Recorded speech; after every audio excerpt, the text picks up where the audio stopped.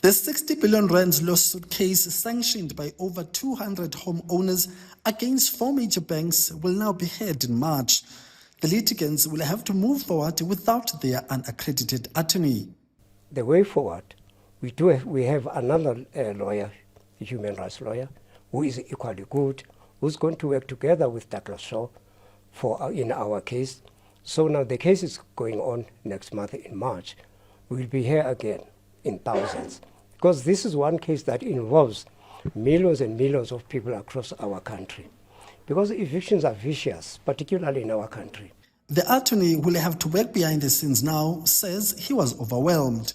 Well, obviously it's a concern. You'd prefer for these things not to happen. But I have been in touch with LPC about this all the way along. So I don't think LPC will have the concern that they would have with somebody that's trying to get away with not having one. I've been talking to them all the way.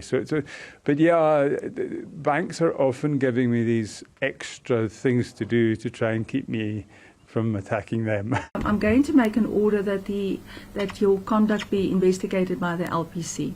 So I'm going to send a copy of the proceedings as well as a short letter to the LPC, and I will ask them to finalize and file a report before we continue this matter. Not, my lady, because but at the moment, I think we are on the same page, Mr. Shaw.